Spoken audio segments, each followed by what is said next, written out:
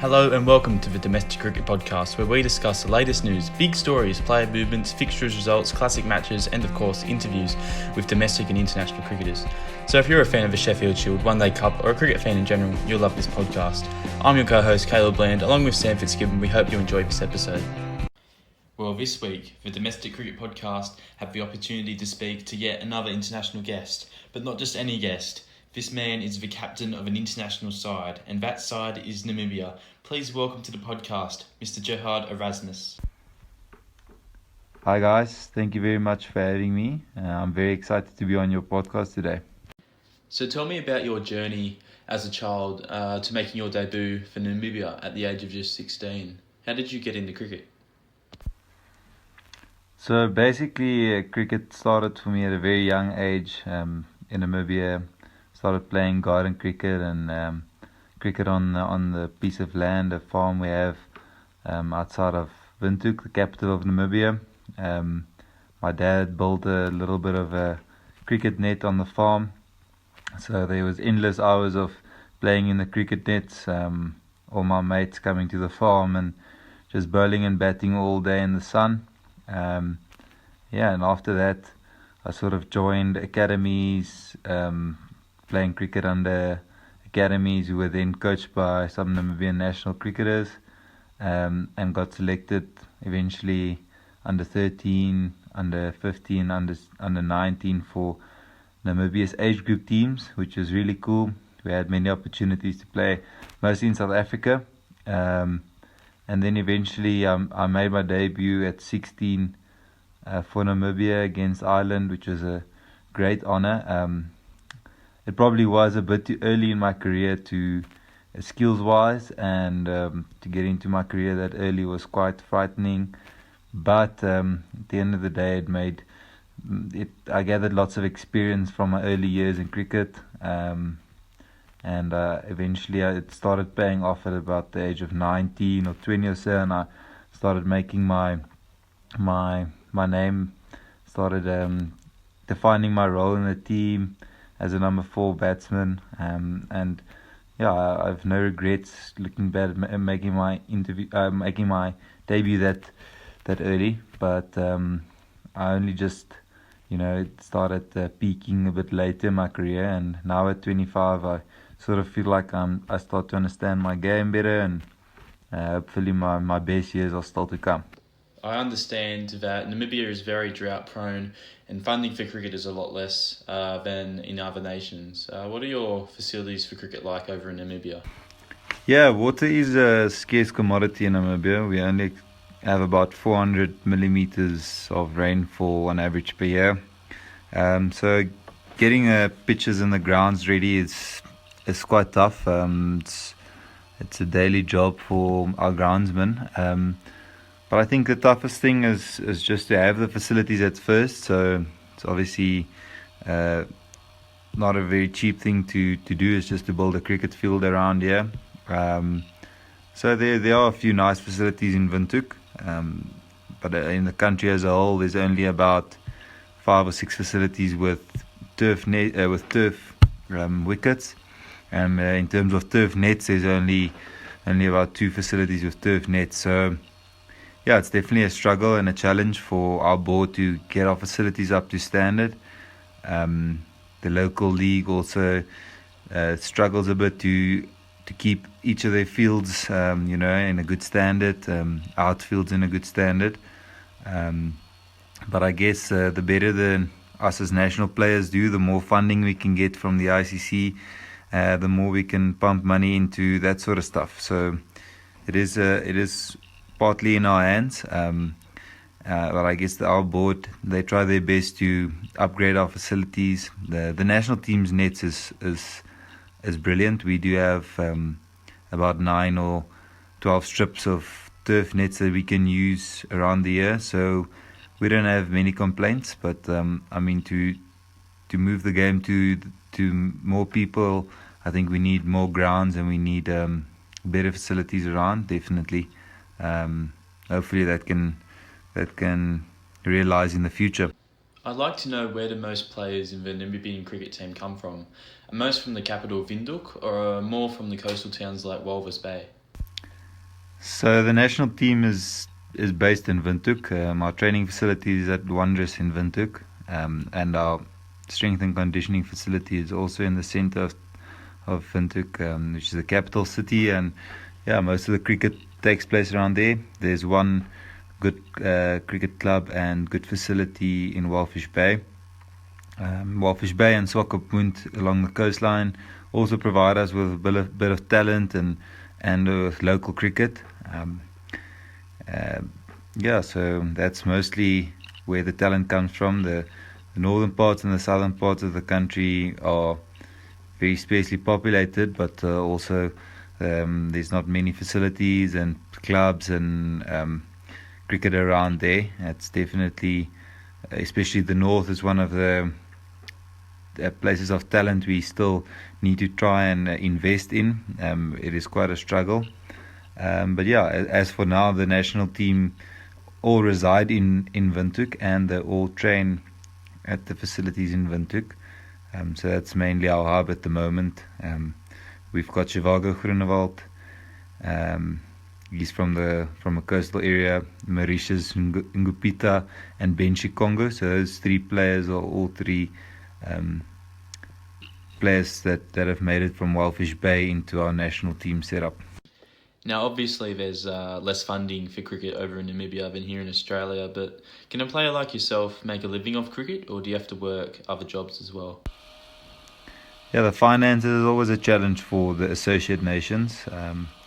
Our board are relying on the finances they get from the ICC, and then the sponsors locally that they can get.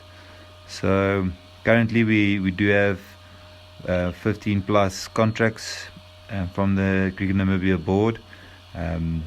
Guys can make a living of that as of now, but as we know, we can't play cricket forever.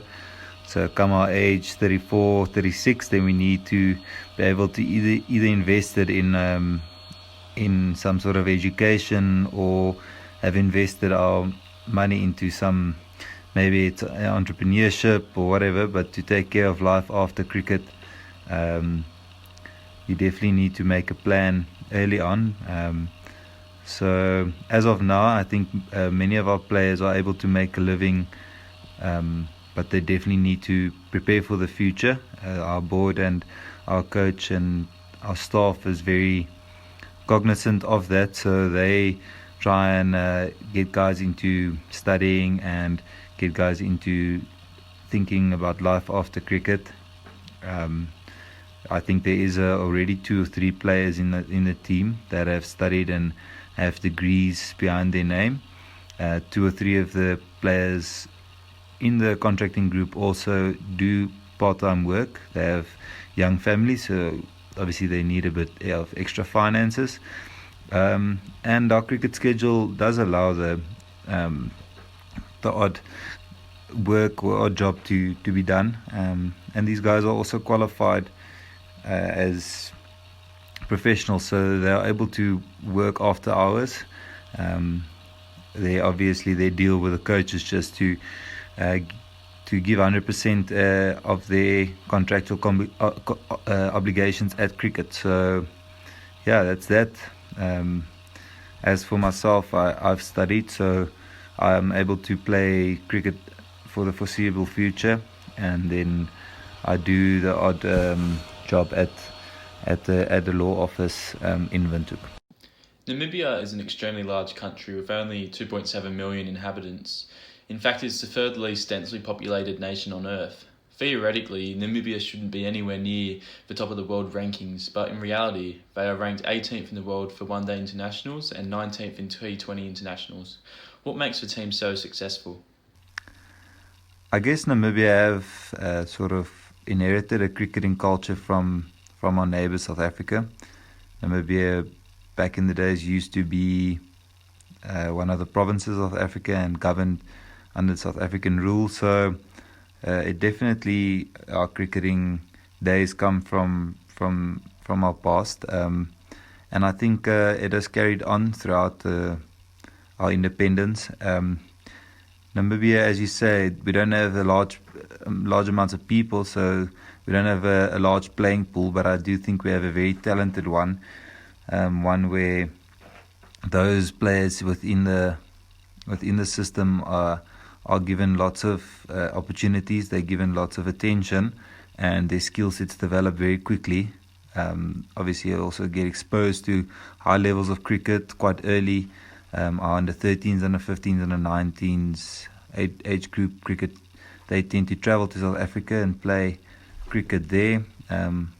Many of our guys tend to go overseas to England and recently also to New Zealand to play cricket. So the few guys we have and the small amount of talent pool we have do get great opportunities. They do get great attention and great coaching. So I think we do very well, as you say, for such a small player pool to be so high in world cricket. And hopefully we can, along with that talent, also spread the game to more Namibians. That is constantly something that Cricket Namibia has tried to do.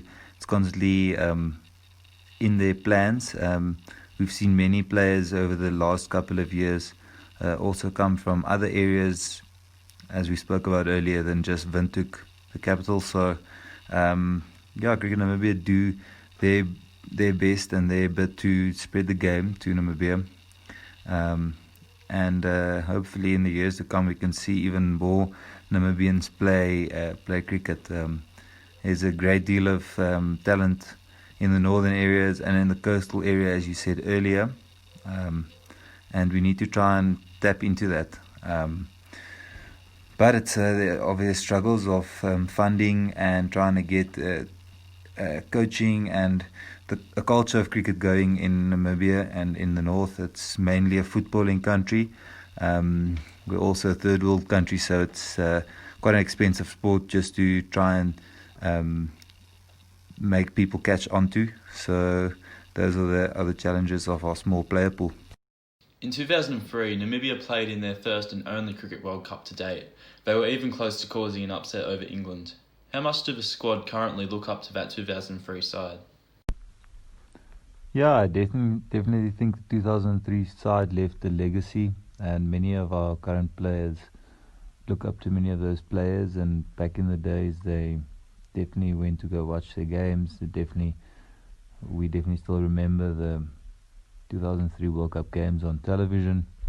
So many of us started playing cricket because of them, and we really enjoyed the way they did it. And they went through a qualifying stage in 2002 in Canada where they went unbeaten for 10 games. So they were really a side that weren't very talented, but they knew how to get the best out of themselves, and I think they started off a great legacy for cricket in Namibia.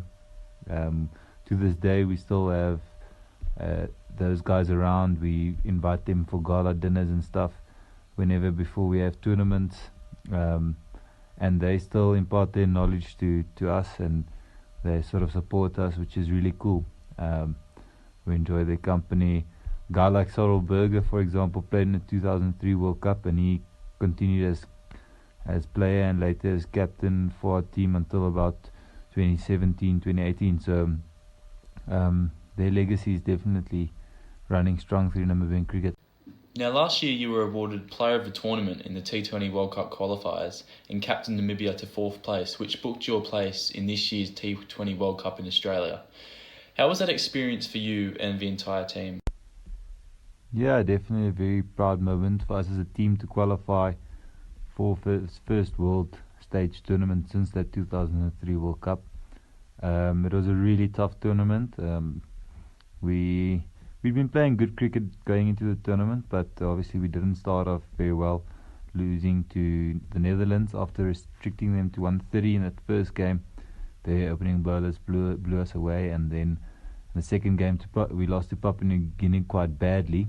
So we had a horrible start, and we then had Scotland up next, which wasn't ideal. I mean, they were picked as one of the favourites for that tournament, and then we luckily managed to beat them, and we had to get our momentum in the tournament and and peak at the right time, and we did just that. We gathered some momentum through the middle stages of the tournament, and we peaked at the right time when the playoffs came, beating Oman in the Dubai Stadium. So it was a very special moment for us, being such a small country and such a small cricketing nation. It was a major achievement, and I think it surely did change many lives, not only in the team but for kids back home. They speak about watching the World Cup in a few months' time. Just awesome experience, and personally also a great experience for myself, doing well in the tournament.